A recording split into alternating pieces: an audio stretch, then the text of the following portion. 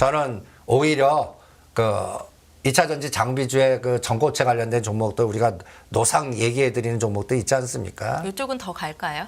하나기술은 매매 대상에서 이제 제외시키는 게 정답일 것 같아요. 네. 하나기술은 권하지 않고요. 너무 많이 올라서요. 네, 너무 올랐습니다. 그리고 이제 그쪽에서는 제가 보기에는 TSI나 CSI나 또 이런 쪽 라인들이 아직 있다고 좀 봅니다. 그러니까 그쪽을 또 찾아보시는 게 어떻겠나라고. 2차 전지 섹터 자체는 조금 더 길게 갈 수 있다라고 보시는 거고요. 아니 지금 거래소 상장시키고 그러니까 네.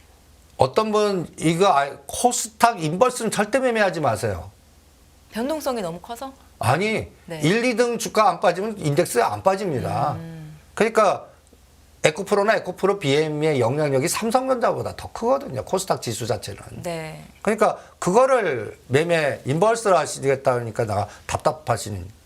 오히려 코덱스 그러니까 코스피 인버스 하시는 게 나아요. 그리고 내가 또 찾으려고 그랬더니 못 찾겠네. 하나 기술이 단기간에 너무 올랐어요. 네. 6만 원짜리가 12만 원, 13만 원이니까. 그것도 선수용이다라고 보거든요. 그러면 이제 여기 아직까지 있네요. 덜 오른고요. 이제 하나기술이 13만 원 7월 10일 고점 찍고요. 지금은 약간 옆으로 변동을 줍니다. 그리고 TSI가 오늘 짱돌 맞았습니다. 여러분들 딱 보죠. 11,000원짜리가 16,000원까지 갔다가 요런 장대 음봉을 맞죠. 그럼 여러분들 생각은 놀래라죠. 그렇죠. 그죠?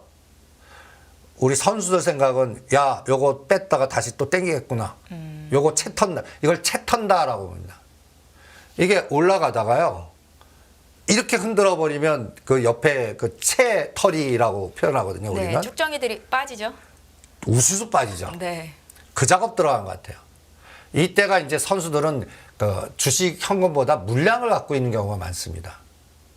그래 이럴 때 예를 들어서 제가 그 이런 하우스나 그때 법인 쪽에 있을 때 물량 들이기를 그 대주주들한테 배웠는데 100만 주를 300만 주 만들더라고요. 악재 내면서요. 때리고 사고, 때리고 사요. 그 100만 주가 110만 주, 120만 주 돼요. 네. 돈이 새롭게 들어가는 거 아니에요. 이거를 계속 흔들어 놓고 주가 조정했다. 그 다음에 정보 비대칭으로 급등시키는 걸 봤습니다. 요거 채 타는 작업 들어가는 것 같아요. 그러니까 요때는 여러분들이 이걸 시작점이 10,000원, 직전 고점 17,000원, 16,000원에서 꼬리 달리 여기서 죽였다. 그러면 20일과 60일 요 13,000과 14,000 밑꼬리 달리는 타임이 딱 보시고 그때 대량 거래 터지는 날을 딱 보세요. 그럼 그때 들어가시면 요것도 다음번에는 이거 뚫을 수도 있습니다. 이게 이런 것들을 한번 채 터는 에너지를 한번 보시고요. 그 다음에 전에 한번 CIS는 이게 오히려 지금 선조정하고 있습니다. 오히려 이걸 땡기나 보겠습니다. TSI 죽일 때 이걸 땡기나 CIS. 그럼 이게 뭐냐면 하나기수 팔아먹는 수법 같아요. 네. 우리가 루닛 이런 것들을 고공해서 잘 팔기 위해서는 새로운 ETF고 밑에 단에서 비슷한 종목들이 계속 급등주 나와야 돼요. 그런 에너지 같이 여기서도 미국 밸류체인이 계속될 테니까 그와 연동된 에너지가 나오나 한번 보시죠. 이렇게 또 체크를 해보겠습니다. 알겠습니다. 대표님, 현대차 정의선 회장의 거버넌스 중심축에 있는 현대오토에버, 현대글로비스를 지금은 매도를 하자라는 전략을 주셨었고 또 조선 장비주도 말씀을 하시다가 일단은 차익 실현해야 된다라는 관점으로 이야기를 하셨었는데 이유를 먼저 좀 알고 싶고요. 큰 그림을 그리는 분들은 계속해서 모아가도 되는 건지 여기에 대한 힌트 좀 주세요. 당연하죠. 저는 현대글로비스는 40만 원 봅니다. 근데 3년에서 5년 걸릴 것 같아요. 네. 그러니까 미리 그 얘기를 하고 최근에 왜 50%든 10% 팔으라 했냐면 조선주가 그 예를 들어서 하나오션이라든지 삼성 이 엔지니어링이라든지 현대글로비스라든지 현대오토에버가 저는 오히려 그러니까 사람들이 이런 거예요. 현대오토에버 9만 원, 10만 원대 안 사고 13만 원, 16만 원 갈 때 막 따라 붙거든요. 근데 16만 원 찍고 13만 원까지 주면 여기서 또 털리는 거예요. 그리고 당분간 13만 원, 16만 원에서 왔다 갔다 하는 거예요. 그러면서 딴 종목을 막 땡기는 거예요. 지금 그리고 저는 여기에서 이제 수주가 또 들어와야 되는데 이게 이제 중동 카타르나 이런 쪽이고 가스값이고 우크라이나 전쟁 상태고 여러 가지가 이거는 글로벌 매크로 변수로 우리가 결정할 부분이 아니에요. 네. 그런데 제가 왜 그걸 때리라고 그랬냐면 저는 이것 때문에 그럽니다. 삼성 엔지니어링하고 삼성 중공업 왜요, 대표님? 차트에 어떤 그림이 합병할까 봐. 있었을까요?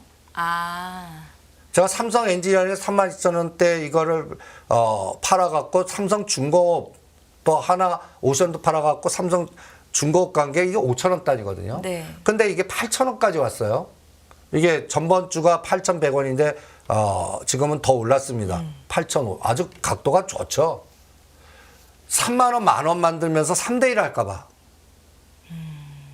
그러면 이게 무슨 영향이냐면 이게 희석화 전략입니다. 네. 그러면 이게 그쪽 관련된 섹터를 시간을 끊어놓거나 무겁게 만들 수가 있어요.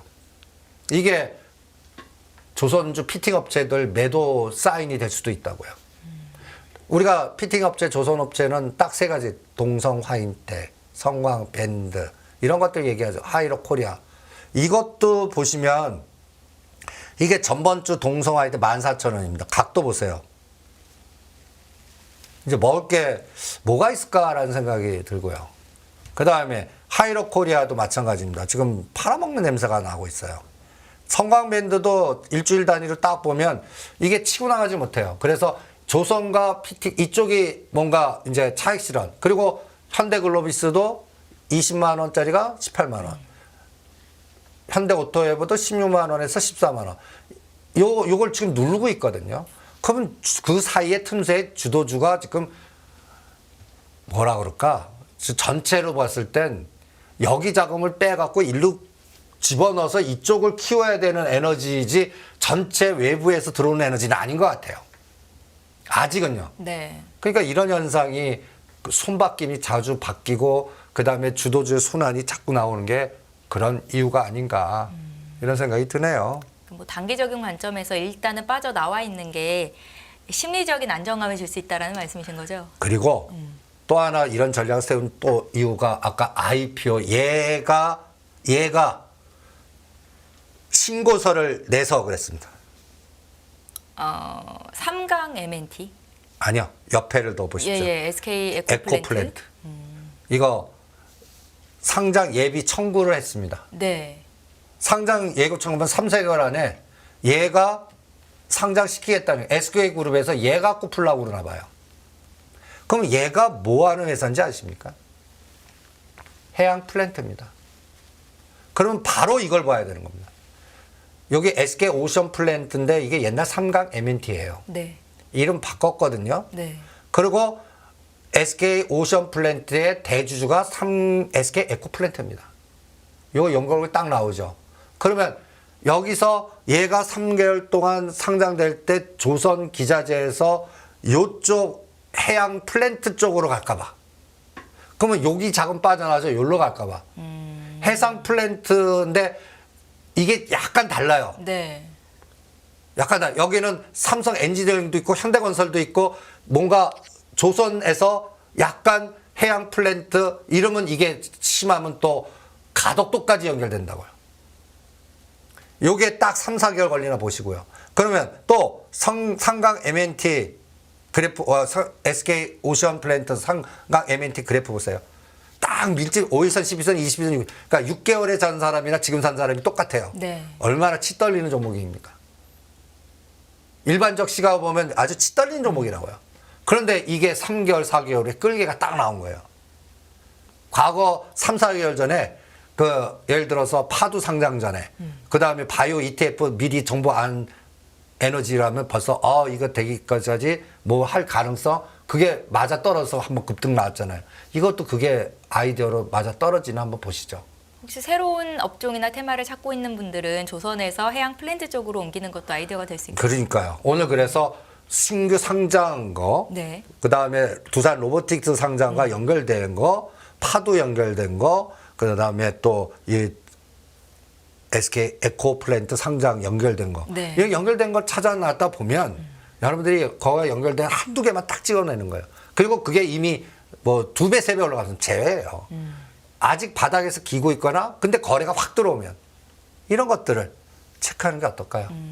이게 이제 우리가 종목 찾는데 그 2천 몇 개 되는 종목들에서 제거하고 남겨놓고 거기서 딱 악출하는데 하나의 아이디어를 제공하는 이게 이제 그리고 이거 개인들이 하는 거 아닙니다. 하우스들의 전략이 이런 저가 지금 이런 연상작용에서 하는 게 그 CIO들이 이런 두뇌 플레이 스토밍해서 뭘 찾아갖고 그걸 사전에 사서 마케팅해갖고 시장 조성한 다음에 고가에 딱 팔고 나오는 게 엑시트 아닙니까? 네.